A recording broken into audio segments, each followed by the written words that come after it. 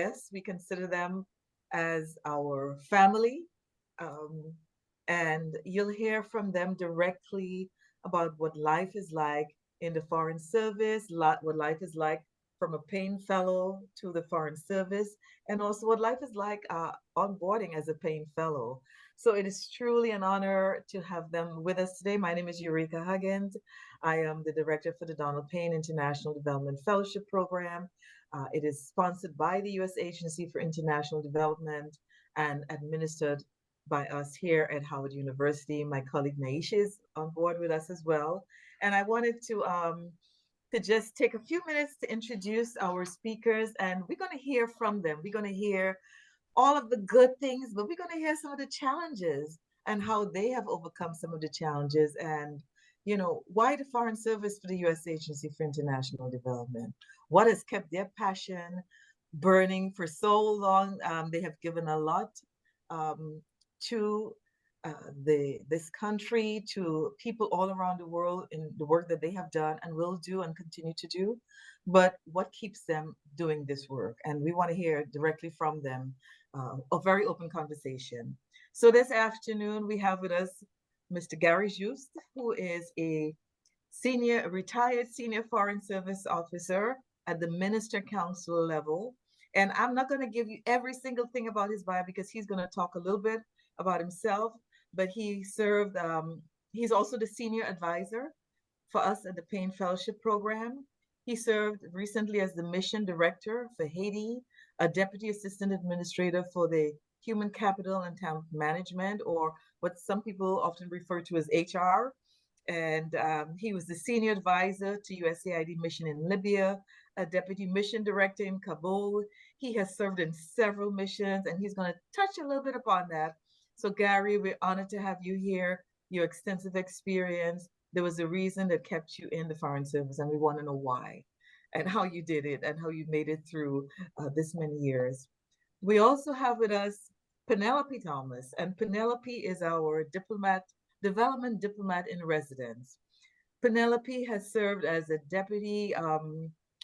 She was an executive officer in Pakistan, in Nigeria, in Colombia, in the Dominican Republic. She served in numerous Caribbean countries and African countries. She worked in the Office of Security as operations chief. And what I like about Penelope, and she'll tell you a little bit more about these other backgrounds, but her balance in life. She was a singer with the Songs of Blackness and a backup singer for Prince. You can't get much better than that, right? What a life. Penelope, thank you for joining us. And then we have one of our very own, Jessica Hernandez. She was a 2019 Payne Fellow. She's now an alum and she is onboarded at USAID. She is a Deputy Program Officer Director. Um, Jessica graduated from Columbia University when she was a Payne Fellow. Her undergraduate university was Howard University. Congrats. Thank you, HU. And she worked prior to being a Payne Fellow. She worked in public policy in New Orleans for the Public Defender's Office. She was her area of focus for the Payne Fellowship was crisis stabilization and governance. And Jessica is going to tell us a lot more about that transition. She's done quite a lot. She's from New Orleans. Her family went through a lot during Katrina, and so I think some of that drove her into this passion that she has for serving. And so, Jessica, welcome. We're going to hear a lot more about your life as a Payne Fellow, but then onboarding as a USAID Foreign Service Officer. And last but not least, our dear 2022 Payne Fellow, Angel Ornelas. Angel is currently at Columbia University, where he's studying. He was born in Dallas, Texas. His undergraduate was at Claremont McKenna. And he worked quite a lot with a number of NGOs in Los Angeles. But one of the things that also um, drove his passion for the work that he's doing is when he went to Mexico for a summer visit, and that opened his eyes in many, many ways. Angel is passionate about the LGBTQ plus community, and so he's going to share some of his passion, but also as his work as a Payne Fellow and what it takes, not only onboarding as a Payne Fellow, but what he's been through so far. So thank you all very much for joining us. I'm just going to take this and turn it over. Gary, tell us about your life in the Foreign Service. Okay. Let me start by saying, how did I get into AID? Because it would seem like I had planned to do this all my life. Because at 16, I thought about doing development to help Haiti. And and then I proceeded. I went into the Navy, had nothing to do with that. I went to Norfolk State, which has nothing to do with that I thought at the time, you know. Then after Norfolk State, I went to grad school, did United Nations Studies program. None of that led to USAID. All of it led to Walter Reed Army Medical Center as a contracting officer. Then one day in 93, 92, somebody told me about a job at USAID. I said, oh, okay, I'm interested in development. Let me do it. So I applied, and I realized on the day that it was closing, I didn't submit my application. So sign my application. So I went in that day, and the lady pulled out 250 applicants that they were looking at. And I said, I have no chance. I don't know anybody at AID. How am I going to be selected to be at AID? And I was. And it has been a wonderful career, to the extent that today I'm still speaking about it because I'm so passionate about the work and the importance of the work that I have done in all the countries that I have been. I've been to more than 10 posts. Ivory Coast, Ivory Coast, Mali, Niger, Chad, and Russia. A number of countries where I was able to contribute to the development. This is very important in the sense that when you think about yourselves joining USAID and how you can have an impact in the world. Just this week, I was doing the recruitment in New Mexico at New Mexico University, State University. And it's only 30, 40 miles from El Paso, which is on the border where you have seen all these migrants coming, and the impact that in those localities have been tremendous. And when you think about it, they could do something about it if they were part of USAID. All those countries, those migrants are coming from countries to look for a better life in the United States. And here you are as your USAID officer, if you were in those countries, that you could contribute in helping them having opportunities in their own countries by the foreign aid that you're providing. So you could, if you're interested in providing and improving the lives of others, a career at USAID is exactly where you need to be. Besides all of that, I've had the opportunity of meeting 3 presidents of 3 different countries. Okay, I met the president of Haiti, the president of Mali, and also Obama. I have to say I had met him before he was senator, but you still consider I met him as a president.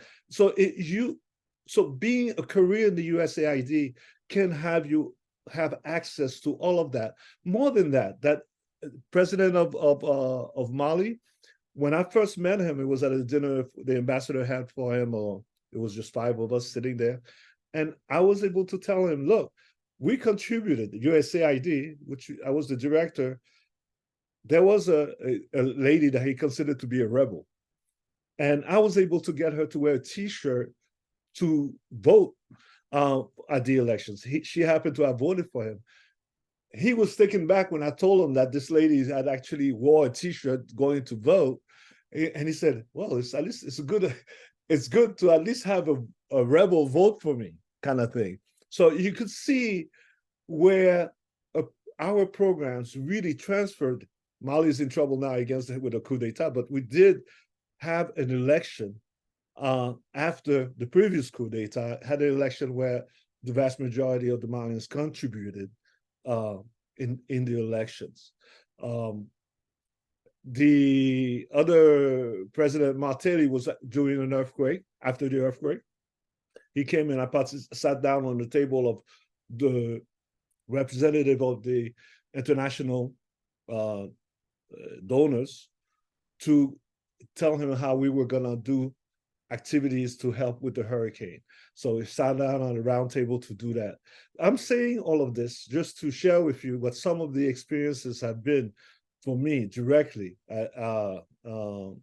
in working in those countries and my contributions to those. And I have to say this too as well. What I grew up in New York and in certain communities, and I learned from those communities. And when we sit at the table and bring those things to the table, we can actually provide a unique perspective on US policy. We can shape even the development program that needs to take place in that country because of the experience that we had. And so, in saying this, when you are applying for this by October 26th, I hope, you will use your current experience, whatever it is, you could hone it so that you could contribute whatever your force is into being a good foreign service officer at USAID.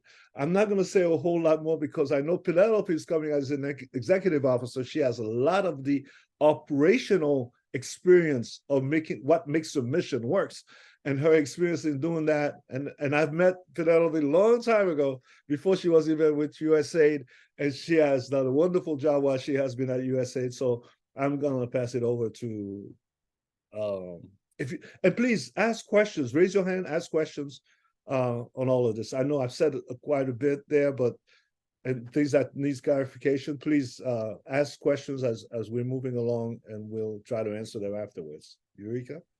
Thank you so much, Gary. And we'll talk about whenever you can, I'm sure there'll always be challenges, but maybe one or two. And how did you overcome those challenges? And we can come back to you. I can do one. I can Sure, do one. I can do one right. definitely. Go ahead. Just quickly. I had we had a health program, and the first lady of Mali, we wanted to make her the champion for health, for family planning, because the minister of population says, "Oh, Mali has no problem with population because look, we have this vast territory." What he didn't want to understand is that he could feed all those people, but what they saw family planning as, they saw family planning as being something of an abortion, not unlike some of our politicians here in this country. And so I tried to get her to become a champion for it, and there was a big program that was going on in India. So my staff and we sat down and asked her if she was interested in going to India. And to our surprise, she said yes. And then now we have to put everything in place to make sure that she was able to go on a trip. So I went to the embassy in India, the embassy in Mali, the Indian embassy in Mali. So the chargé d'affaires, I was explaining to him that the first lady was interested in going to India for this conference. And he asked me, "Gary, who's USAID to invite the first lady of a country to our country? With all those countries that are coming into for this program, don't you think these other first ladies would like to participate as well?"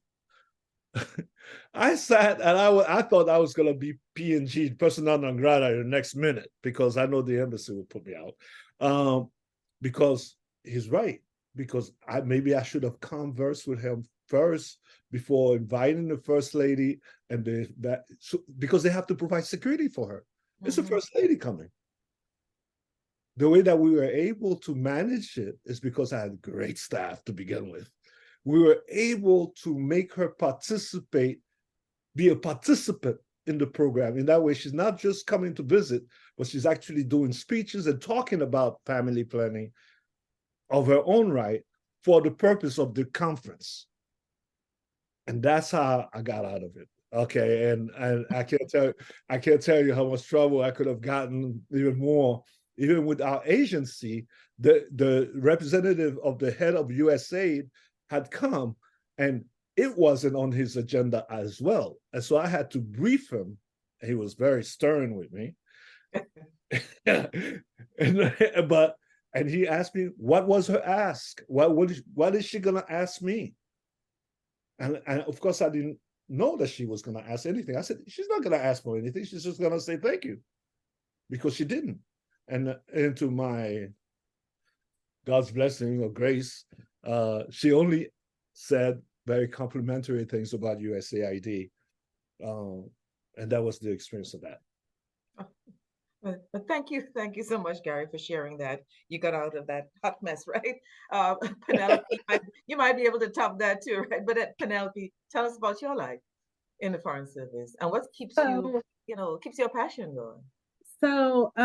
you kind of gave us a bunch of different questions, like what's our inspiration?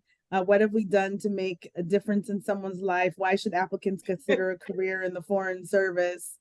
And our journey sort of as a Foreign Service officer. And I have to say that my journey has been a zigzag. And what I mean by that is, I think at the age of 4, my grandmother had already planned that I was going to be a humanitarian. I say that because she had me singing in the church, and she had me delivering Meals on Wheels to the sick and the shut in. And, that continued until the age of 10, when my stepfather married my mother. And we moved to Ouagadougou, Burkina Faso. And at the time it was called Upper Volta, but they had like 2 or 3 coups d'etats. And this was back in 1979.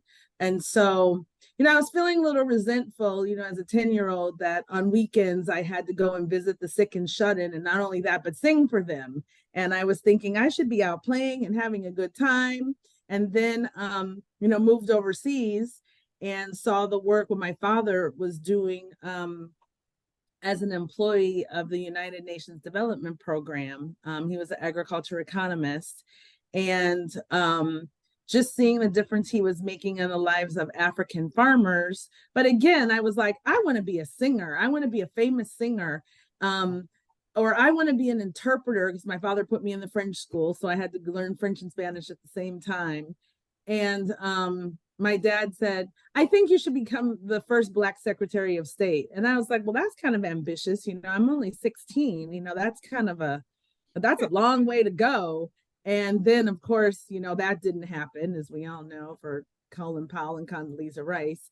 But one good thing I can say about my father that sort of helped my journey as an FSO is anything that I thought I might be interested in and want to do, he put me in the experience to be able to see if that was truly what I want to do. What do I mean? So I said, I want to be an interpreter at the United Nations. I want to sit up in those booths, and I want to be cool, and I want to be a simultaneous interpreter as people are talking. He's like, you think you want to do that?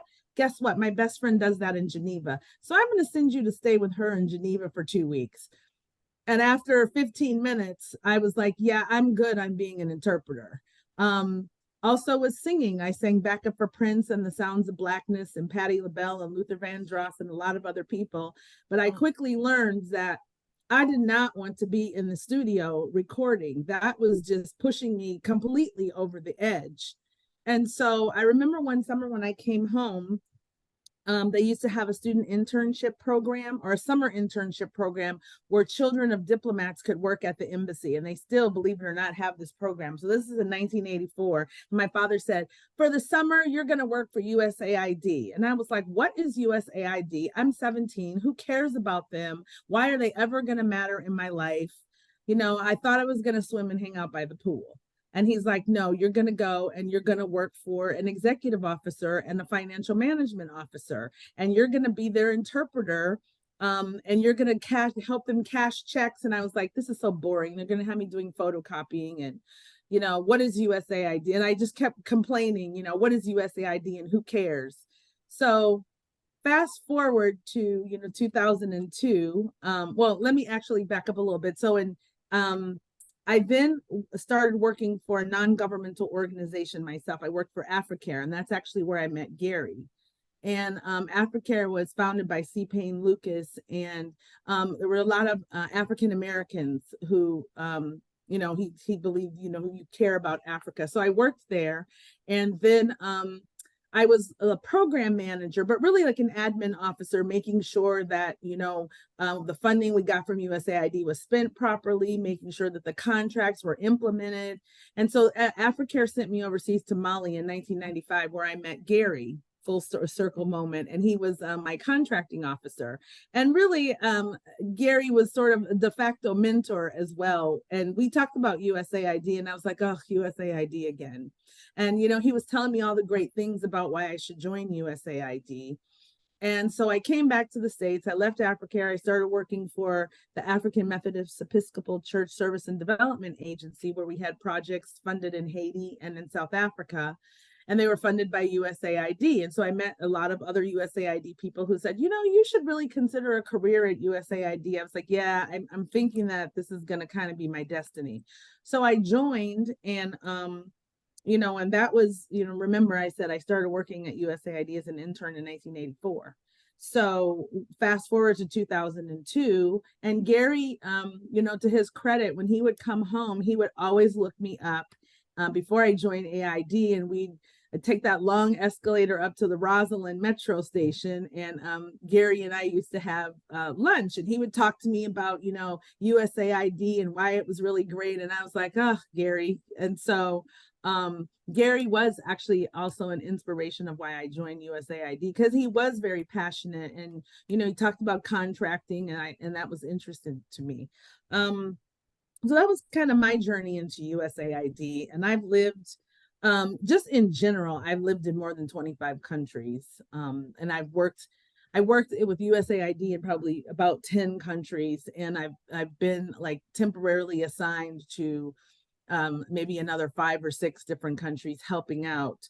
But a challenge for me was, although I love administrative work, I think one challenge for me was, it was challenging to be a Black female, or it is challenging to be a Black female at USAID, because I just didn't see a lot of people that looked like me.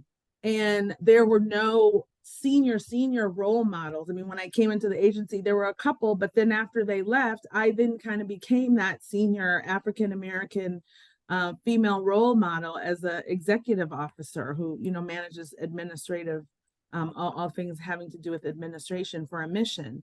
And so that inspired me to want to mentor and coach and teach and bring other people along. And I realized that that was really my passion as well, because I had had some really great mentors like Gary. But it was still often a challenge, because with that particular role comes a lot of responsibility. You're responsible for contracting, human resources, IT, you know, just a lot of things administrative. And so a lot of times it can be a challenge when you're interpreting the regulations and telling somebody something. If they don't like your interpretation or what you're saying, you know, they get frustrated. Like, why can't I have an extra queen size bed in my house? It's like, well, you know, the embassy only provides one for this reason. And so I always got a lot of pushback on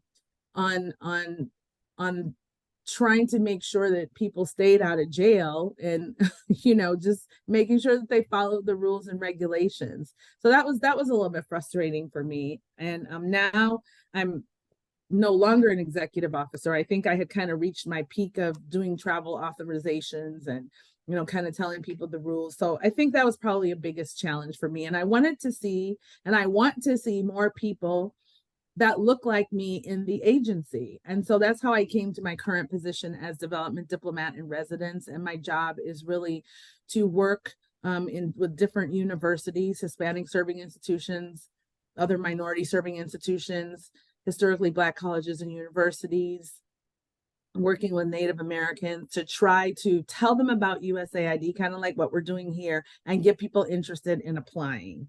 And so why should you consider a career in the Foreign Service? Because you really can make a difference. And sometimes you never really know when you're touching someone's life by something that you said or something that you did. And I'll give you a quick example, and then I'll pass it over to the next speaker. So I was in Egypt in 2002, and we were hosting a training, and there was a lady from Mali, and she had just had a baby, and she had to bring her child with her on the training so that she could breastfeed. And, you know, apparently she was having a difficult time, you know, being in class, because she didn't really have anyone to watch her child. And as she was leaving Egypt, you know, I faced a lot of racism in some of the different countries that I've served in.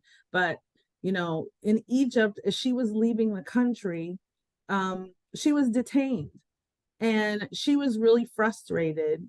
And, sometimes there was tension between Egypt and Sudanese and South Sudanese. But I had given her my business card at the training.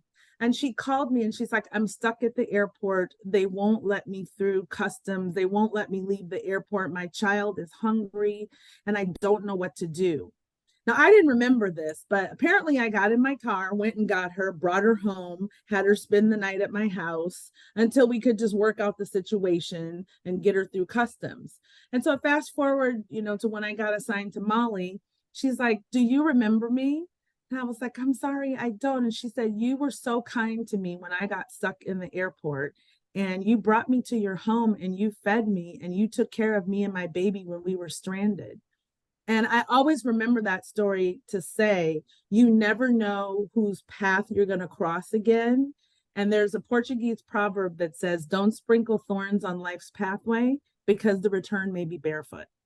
And so I always keep that in mind. And, look, here I am working on the panel with Gary, who's been a major influence and a mentor in my career. So I hope that you consider a career in the Foreign Service because you really can make a difference. Sometimes you know about it and sometimes you don't know about it. So don't sprinkle thorns on life's pathway, for the return may be barefoot. Eureka, to you. Thank you so much, Penelope, and that mama and that baby. I'm sure that baby's grown up now and will always remember how kind you were to the mother and the child. Thank you so much for doing that, for your service, right? Um, Jessica, it's your turn. Jessica, a 2019 Payne Fellow and now Foreign Service Officer. Jessica, how did you do it? Well, thank you, Gary and Penelope, for sharing your stories. They're very inspiring, and I can't wait to have my own amazing career like the two of you. Apologies in advance for my lack of camera. I was explaining to everyone earlier, we had a island-wide power outage, and so as everything's coming back up, my camera is not working. So I will just nicely keep chugging along with the black screen. Hopefully that's okay, everyone. But as Yurka mentioned earlier, my name is Jessica Hernandez. I'm originally from New Orleans, Louisiana, born and raised, whole family. How did I get into USAID? So essentially, I was actually on the path to go to law school. I was very set on, I want to go to law school. I wanted to be a judge. That's how I ended up at the public defender's office, ending up honestly being a free social worker. I was managing both adult and juvenile cases, working on recidivism efforts, but also advocating for clients after they were incarcerated, taking on cases after people just get arrested, and having to advocate for them in front of judges, and then working with juveniles and their families as they are going through the criminal justice system. So that is really what I wanted to do. I wanted to continue that in law school, and I wanted to end up coming back to New Orleans and changing the juvenile justice system. While at Howard, I reached a semester where I was a little poor and I needed to find a place to live, and I found an opportunity to work on the Hill where they gave me free housing. So I took the opportunity and I worked in Congressman Meeks's office for the semester. So that was an amazing experience. It was my first time ever working on international affairs. And one day my mentor, my chief of staff, sat me down and she was like, well, what do you want to do? I was like, oh, I want to go to law school. This is really what I want to do. And she's like, well, you know what? I think that you would be a really good foreign service officer. And I had never heard of what a foreign service officer was. So I was like, that's okay. I don't think the military is for me. It doesn't match my personality. And she's like, Jessica, it's not the military. You need to sit down. I need you to just fill out this application right now. And so the application she had me fill out was for the Wrangell Scholars Program, which thankfully I got in for that following summer. During that program, which is similar, of course, to the Payne Fellowship, but for the Scholars Program, it works with undergraduate students and really introducing them to different opportunities in the international affairs career fora. But we got to spend a day at USAID. And so being at USAID for that day, I remember meeting these amazing women who were telling me about their lives and their jobs. And I was like, that is exactly what I wanted to do. I wanted to work with different groups of people. I wanted to particularly work with the African diaspora and working with marginalized communities and indigenous groups to have a voice in local and national policy. And so I was like, this is the exact job I wanted. I just didn't know that it existed. So I remember I walked into the Ralph Bunche Center where Erica sits and works now, right? I walked up to the Payne director at the time and I was like, I don't want to be in State Department. That's not for me. So I'm going to sit here and I'm going to apply for the Payne Fellowship, and that is it. And she was very nice, sitting, talking to me more about USAID and what it meant to put together that application. And I was very fortunate enough to become a 2019 Payne Fellow.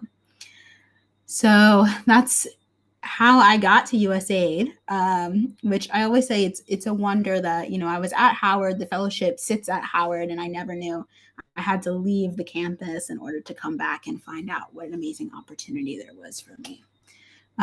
So now I'm here.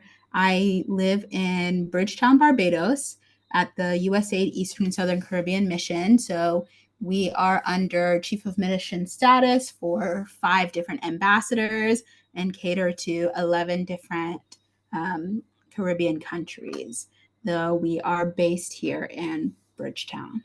So that is what I'm doing now. I am sitting as the Deputy Director of the Program and Strategy Office.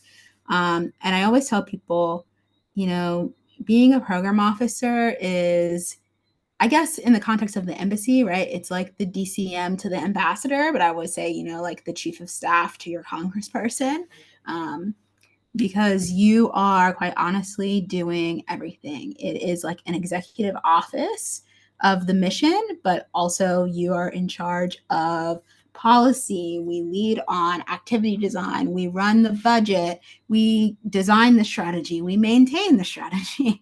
We lead on monitoring and evaluations of all of the activities. And then we are the front line for responding to anything that DC has to ask. And DC is always pinging me and G-chatting me about things that they want done. And the ambassador is always calling people on the phone and saying, come to my office. I need to ask you for something else that you need to do, right? So it's a busy job, but it's a fun job. I'm really enjoying it. I actually, giving my background, I actually applied to the fellowship and to USAID to be a democracy and governance officer. And it just ended up that I became a program officer through an administrative mix-up, but then it ended up just being like the best decision for me because it was something that I was really good at and I really enjoyed. So what I guess that, is what keeps me going, because I actually love my job.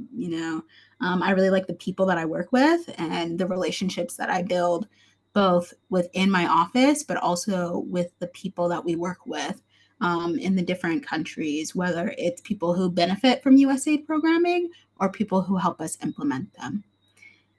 So let me see, what else did you ask? So 2 examples of work that I did that I thought made a difference. So again, I'm a first tour officer, so not a long journey to make the greatest impact within a year. But I guess there were the 2 examples that I came up with was, one, our mission has a youth council. And so it has representatives from young leaders across the region.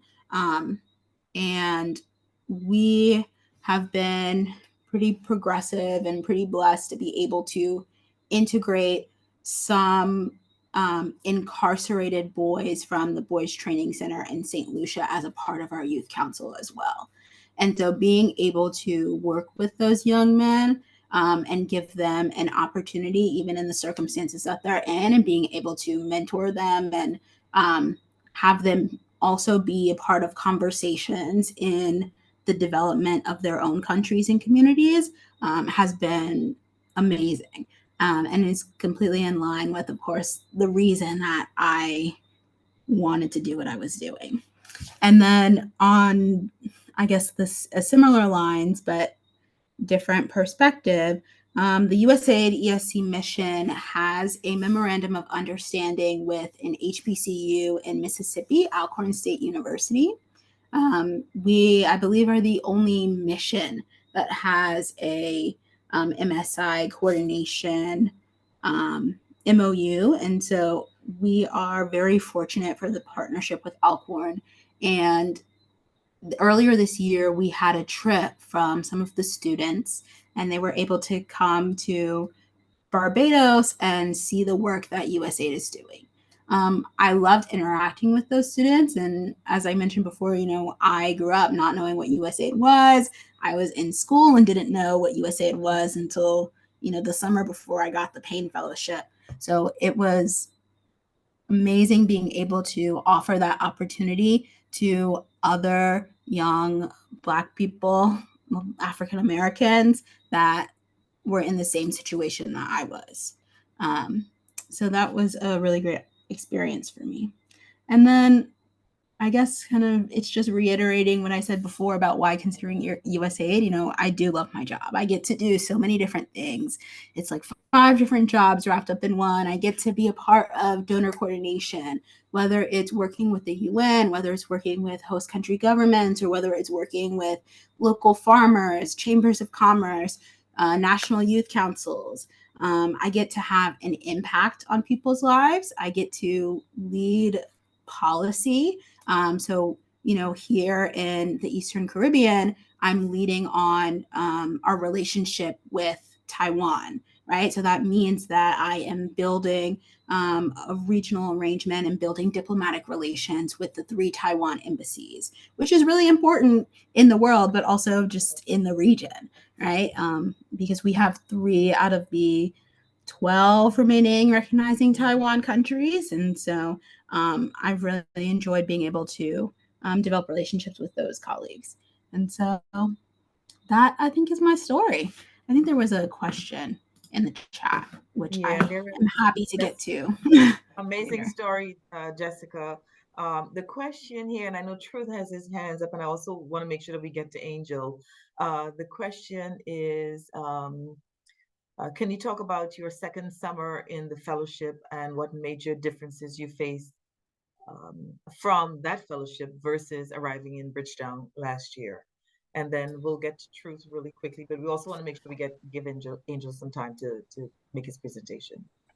Of course. So I actually would probably defer that to Angel, because since I was a 2019 fellow, my second summer didn't actually get to be abroad. Right. I did it online, and I worked for the Bureau for Resilience and Food Security. I mean, it ended up being a great opportunity because they hired me after the first 2 weeks, and I ended up working for the rest of grad school for the Bureau as their congressional liaison.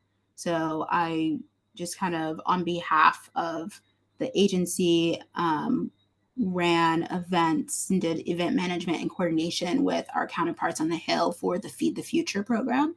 And that's it. Yeah. Okay. Righty. Truth, can we get to your question? You want to come off camera or you want to speak? Your question is for Jessica. Hope you're doing well. Yes, thank you so much. Okay. Do you want to come off camera? It's up to you. It's always good to see faces. No, yeah, it's no problem. I understand. Yeah, so Jessica, thank you for your story as well. I think it was very informative. I'm curious though, so when you first got to Barbados, right? That's where you said you were.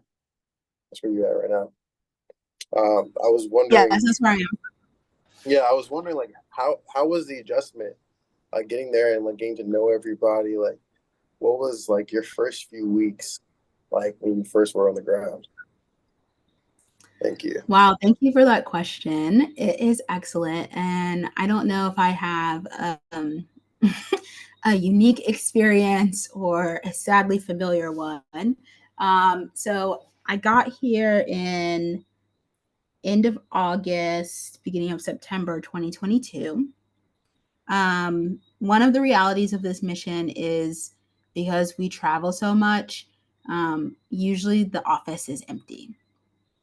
So on my first day, I arrived and nobody was there. Not only was no one there, I walked in and they said, "You are the acting mission director." And I was like, what? How can I be the acting mission director? I don't know anything. And they said, "Okay, well, you have to go to country team now." And I was like, okay. And so that's how the first couple of days went. And I remember, Thursday mornings we have senior team meetings. So of course I had to attend those as well. And I walked in, I sat at the table. And the ambassador walked in. She had just gotten back from traveling. She sat down, she looked at me and she was like, "Who are you?" And I was like, "Hi, I'm Jessica, and I'm just going to read these talking points that I have printed out on the sheet. I am so sorry." But USA needed representation. So it was for me personally, just because I had a very particular situation, adjusting to work was a little bit difficult. Not only was our mission director, or he's called a regional representative in this office, on his way out, he is now our wonderful agency counselor. So props to him. But my program and strategy office director had to curtail last minute. So we only crossed for a week, and she spent the whole week packing out to go home. So I was kind of there by myself. And then we had interim mission directors, a new one every 2 weeks. And then I had to be acting mission director in between as I was waiting for them to come. And I was essentially kind of leading this office blind, but I'm very fortunate to have an amazing team of local staff who I was able to trust and rely on to help me do the job and make it those 8 months that I was doing it. So that was kind of the work adjustment. It ended up getting better. I mean, it's still a really large workload, but I think that's just because we are a wholly understaffed mission. But now we have permanent leadership, and I think that experience and that expertise really makes a difference. And I have a wonderful supervisor who not only knows her stuff, but she also is very passionate about people's professional development. And so I think she really pours into not only me, but all local staff members in our office, whether or not they're in the program office. That's kind of work wise. Socially is a different story as well. Bridgetown specifically is a family post. So me being, I'm 26 now. Okay, I'm 26 now. So being 26, I'm by myself, unmarried. It's just me and my dog living in this big home in the middle of Bridgetown, suburbia. It can be a struggle, only because, one, as I said, it's a family post, so everybody here has pretty young children, and those are their social scenes. So they're interacting with one another on their play dates at the schools. But I just so happened to have a friend from college that was from Bridgetown, one of my best friends, and then someone that I knew who ended up coming back for law school. And so that helped me to integrate a lot better onto the island. But I would say that, other people have also done it by just kind of going out and getting to know people. Barbados is a pretty safe island. It's one of the safest in the Caribbean. So it's not there's not a lot of fear about kind of just going out and talking to people. And I'm from New Orleans, but I've lived in DC, I lived in New York, and I always say that moving to Barbados felt more like coming home because that sense of community was there. That passion for music and for food and culture was just very familiar to me. So I didn't find it as much of a difficult transition. I Jessica, hope that was helpful. you shared quite a lot, Jessica, and thank you so much for sharing your experiences, because I think even with the challenges and you being put into a position without having as much experience, you were able to overcome. And these are the kind of stories that I think the Payne Fellows would be helpful for them as they come on board. So they can definitely call on you, right? To get some Of advice. course, always happy Yes, to help. yes. So, but Angel, you are a 2022 Payne Fellow, and Angel went his overseas assignment this past summer, and he did not want to come back. Angel, thank you for coming back. Please tell us your story. Tell us about your onboarding, what inspired you to even apply for the Payne Fellowship, and what your experience has been so far. For sure. Hi, everybody, and thank you again to Jessica, Gary, and Penelope, and Eureka, and the rest of the Payne team for having this webinar. Um, Honestly, I think my initial interest in the world of international affairs really began at a really young age, listening and witnessing my parents' migratory struggles from Mexico to Dallas, Texas. I grew up in a predominantly Mexican neighborhood. Both of my parents, they would bring us to Ciudad Juarez on the border to visit family and our extended cousins. And so from an early age, I kind of had a sense of, I kind of want to be able to have a position in life where I'm able to visit family and get to know the world. And so, and then transitioning into high school, applying to colleges, I really didn't have a sense of, what specific career track I wanted to pursue. So I ended up going to a liberal arts school in California, and I ended up majoring in history, thinking that I wanted to do a PhD program and become a professor and pursue that route. But I ended up becoming a high school counselor back in Dallas, working with high school seniors, helping them apply to college. And so I did that for a couple of years, and then really my initial interest in the foreign service started in college when I studied abroad in Mexico City.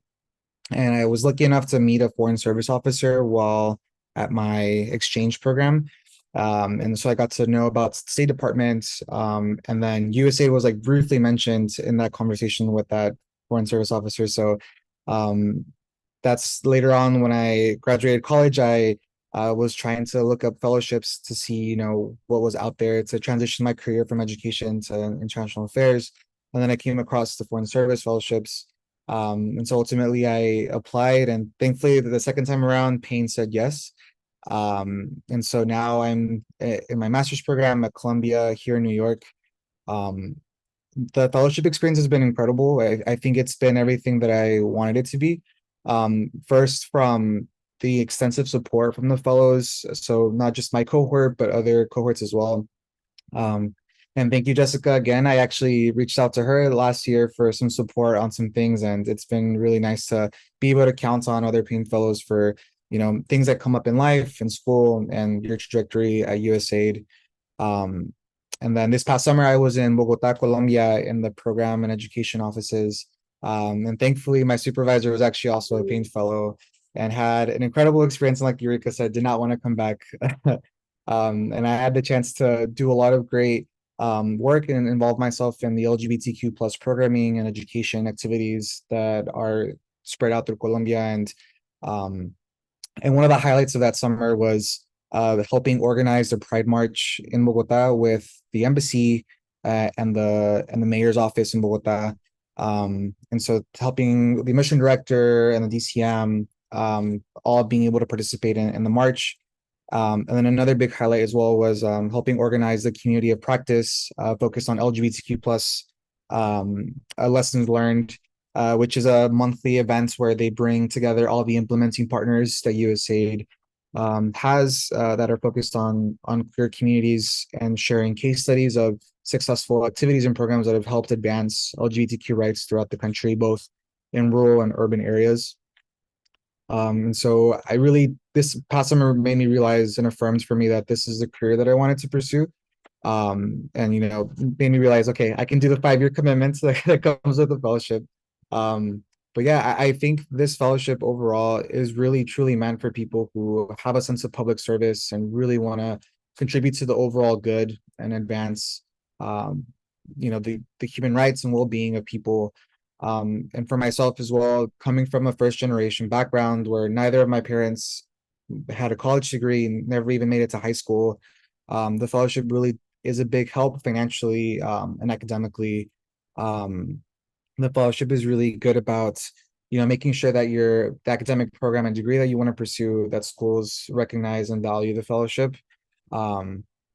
And something that really resounded with me that Penelope said is, not seeing a lot of people that look like you. For myself, being a gay Mexican man, there's not a lot of people that look like me in the foreign service as well. So this fellowship is really, really important to just continue diversifying that for the foreign service overall. Because I mean, to be frank, it's still a lot of older white men from specific areas of the country, specific school that they come from, and so I think the representation from HBCUs from different communities is really, really important still to change the face of American diplomacy. Because believe it or not, like USAID is super loved and really valued abroad. Civil society, NGOs, everybody loves and wants USAID support in a lot of areas. And so it's really important that we keep diversifying the faces of the people who manage those programs, who manage the budgets, because at the end of the day, our perspectives and our opinions matter as well. And this field needs to continue to be diversified. And aside from that too, like this past summer really made me realize that something that's super important is understanding the power dynamics of the mission and understanding, what your role is as an entry-level foreign service officer. My supervisor, a Payne Fellow, he helped me really understand, how to navigate complex situations, how to navigate toxic situations, how to identify people who are going to help mentor you, identify FSNs, locally hired staff that are super well versed in what they do and how they can provide support for your projects and your activities. So I think that's another aspect of the fellowship that is extremely supportive. Is all Payne Fellows and alumni are really there for you to help you understand, how to navigate really complex situations, and really reaffirm for yourself that you're doing the right thing. And management is a really big part in, how a mission's culture gets shaped. And so thankfully in Colombia, my mission director, she's extremely sweet and extremely supportive. And I had a really positive experience because of that. And my supervisor helped me understand, how to identify certain people that will be able to support my future career trajectory and my growth. But yeah, overall, I really believe in this fellowship, and I'm really happy and grateful that this experience has been very positive so far. And that my work this past summer in Colombia made me realize that there's a large impact that comes with working with USAID. And that the long term goals of helping advance people and communities everywhere is really, really dependent on motivated individuals like everyone here in this webinar who are attracted and have a sense of public service in them. So yeah, I hope I answered all the questions, Eureka. But yeah.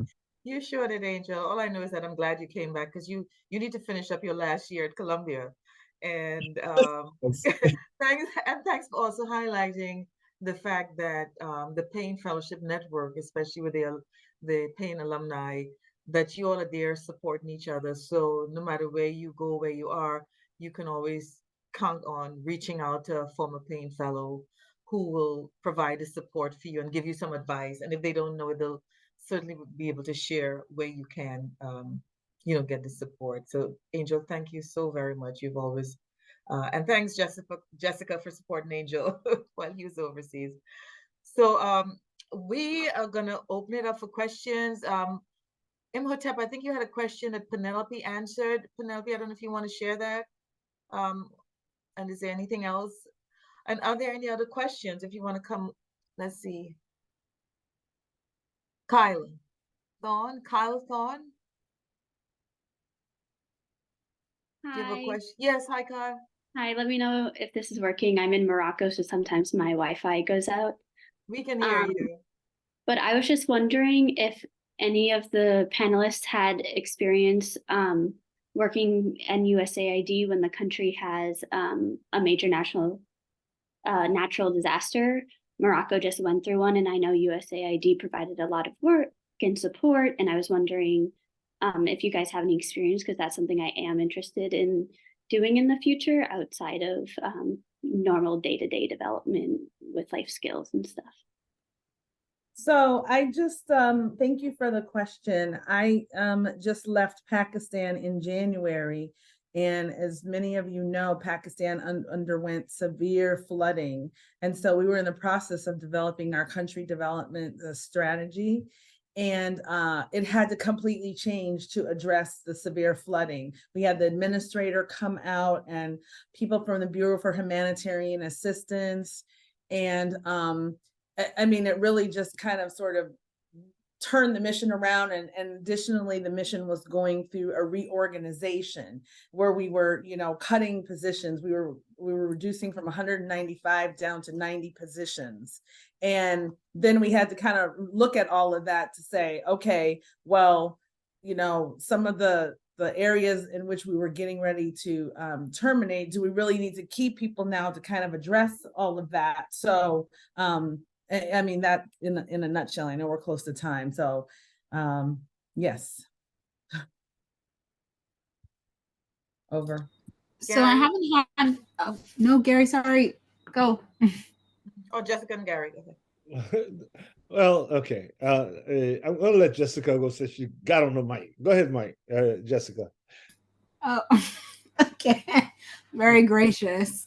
Mm. So I have not had the experience of dealing with one while I was here in Barbados. Luckily, hurricanes seem to turn right before they get to us. But I was in DC when everyone had to evacuate Afghanistan. And that was a big whole of government push for support. So I was working night shifts at Dulles, waiting for planes of Afghanis to come in and working them through. There were a couple of different stations. So, you know, there was working through finding families, getting all of their information logged in. And then I was working to help with American citizens who were coming back from Afghanistan and getting them together as well. And then there were a lot of tables set up where, of course, you have food, you have clothes, you have a whole bunch of different stations, putting together beds. And so I spent a lot of time working with individuals and families to kind of get them situated in that temporary location in Dulles before they ended up getting flown out, put on a bus to go to a different military base. So that was a really interesting experience for me as well. And I'll pass it over to Gary. Thank you, Jessica. And I wanted to make some comments on some of the things you said as well. I know exactly what happened in Barbados, and congratulations. Every experience, foreign service officers, based on that, I'll answer that first. It's not surprising that you end up being mission director like that. That can happen anytime. But what it is though is that it prepares you for the next post. I found that every challenge I found in one particular post just made me stronger for the next thing that I have to do. And so really, Jessica, congratulations in overcoming that, because that means that you got up and you did it successfully, because you're still there. If you didn't, they would have taken you out. Thank you. And that's the truth.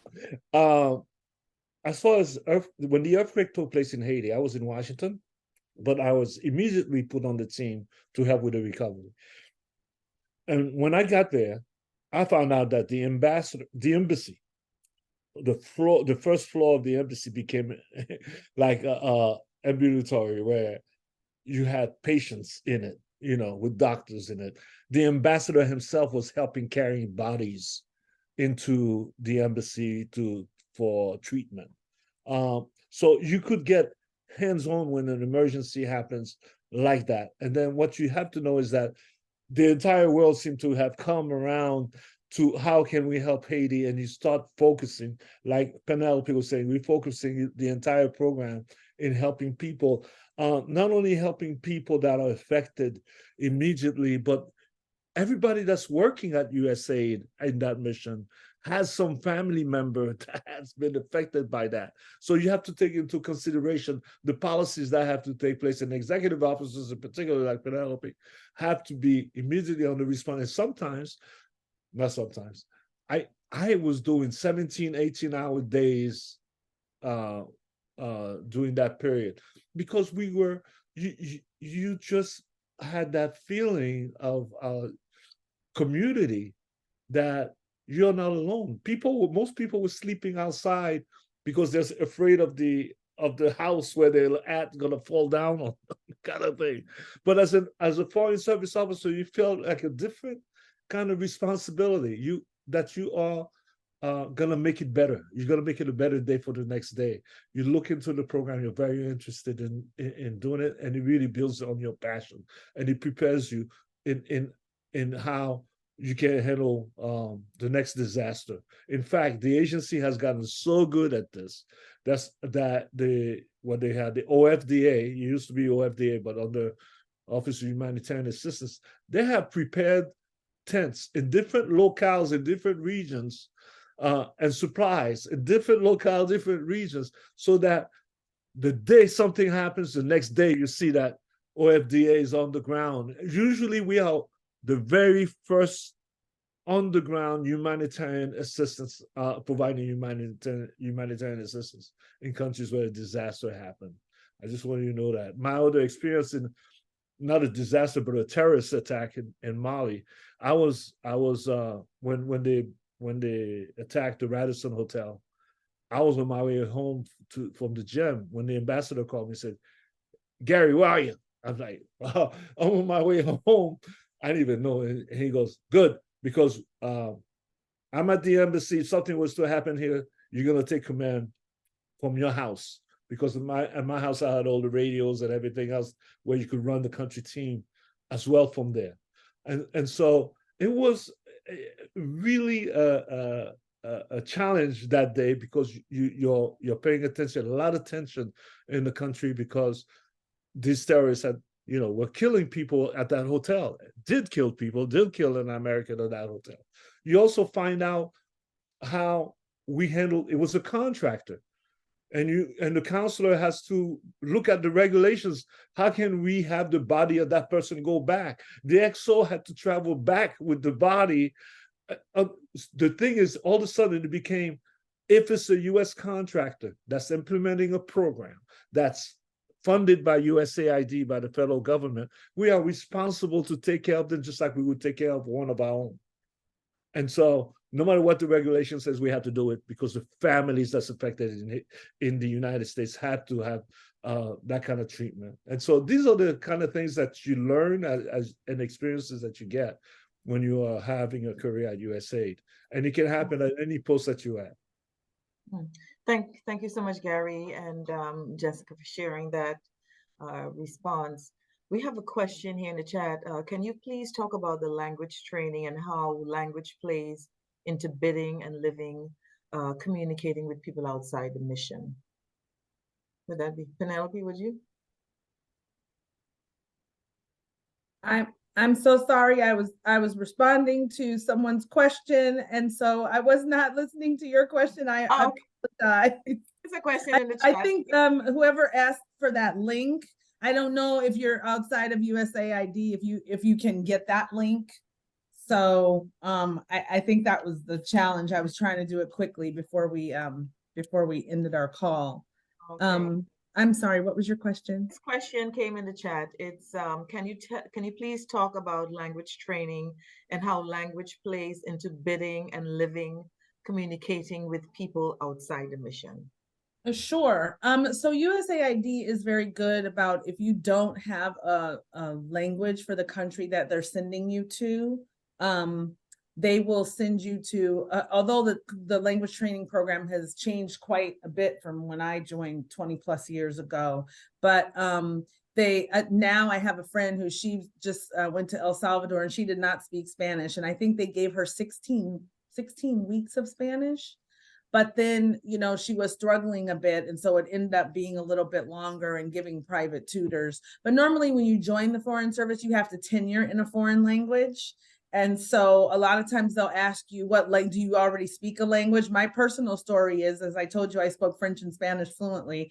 Well, when I went to test, you're supposed to get at the level of a reading at the 3 out of 5 level and speaking a 3 out of 5 level. And Gary, you've heard me speak French. I got a 1+ in reading, and I got a 3+ in speaking. Now, mind you, I'm a certified business French interpreter and translator.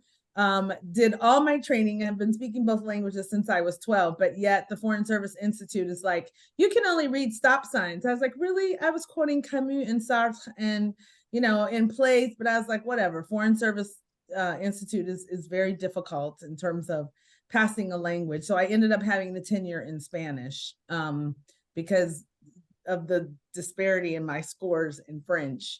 So yes, they do send you to language. And when joining, you do have to a tenure in a language. Yes. That's my. If I may add to that, tenuring means that years within 3 years, when when you're joining with USAID, you have to tenure, and one of the requirements for tenuring is to have a foreign language to where you're proficient in it. Now, it depends also on your backstop. So, example, if you are doing the job of a contracting officer or an executive officer, I think you could get a 2-2 in French or a 2-2 in Spanish and still be tenuring. I don't know if it works for executive officers like that. So actually, technical. Yeah, what they do now, Gary, is you still have to have that 3-3 when you're coming into the agency. But if you're going to a language designated post, right, then usually as an XO or a contracting officer or controller, then you have to just get a 2-2 or maybe a 1-1 in a hard language. Yes, and that's why, and as I speak with my one-on-one conversations with interns, a fellow to be, I tell them that to use what the language they already have or what they are most proficient in as the tenure language, because that's what it really matters just for tenure. It's not for the career at USAID. Besides, most missions speaks English anyway. Mm-hmm.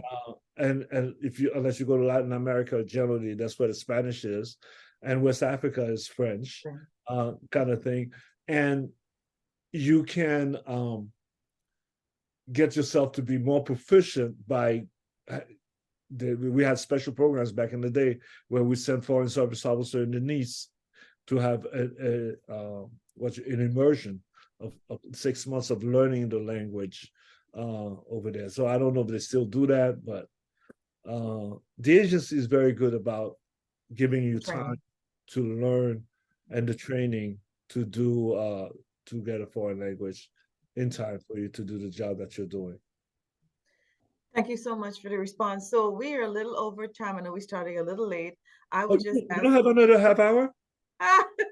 6:30 we're going. But listen, I would like to ask a question, and I would like each of you to give a quick response, 1 minute, so we can close out here. I know the conversation is going pretty good. Given what you have already experienced so far with USAID, what advice would you give to those who are on this webinar right now, who are thinking about applying, who are applying?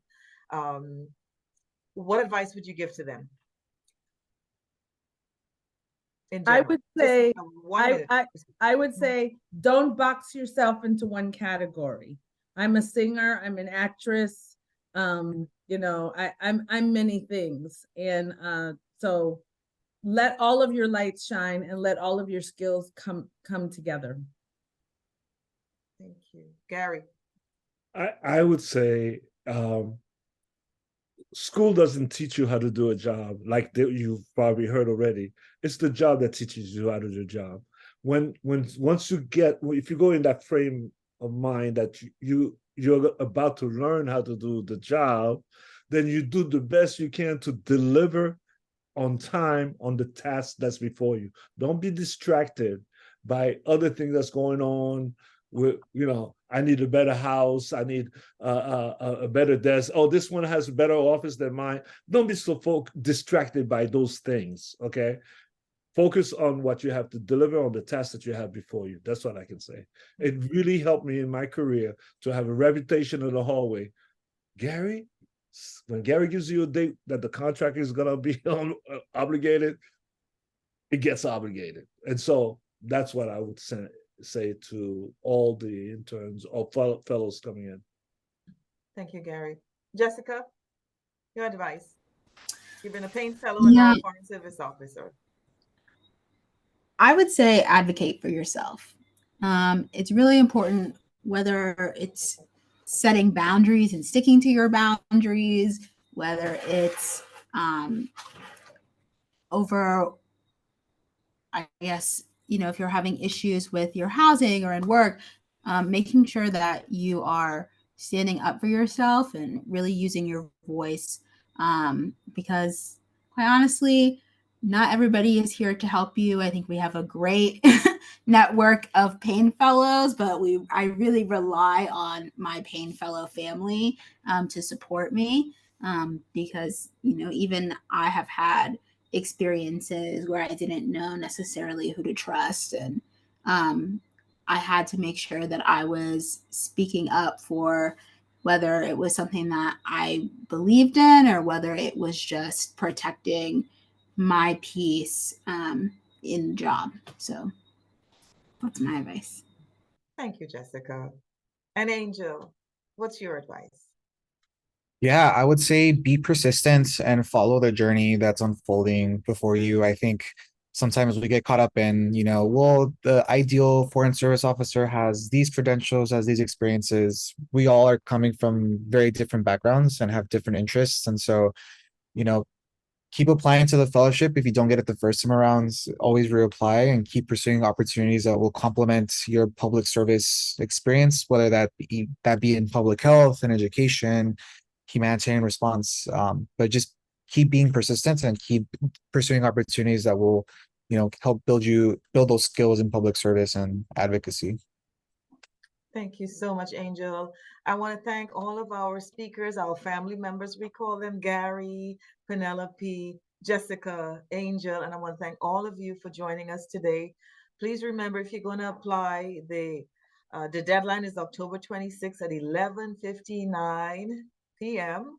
Also, if you have any questions, follow us. Please send information to the Payne Fellows at howard.edu. I think Naisha is going to put that in the chat. Payne Fellows at howard.edu. There's a lot of good information on the website if you're thinking about the different backstops.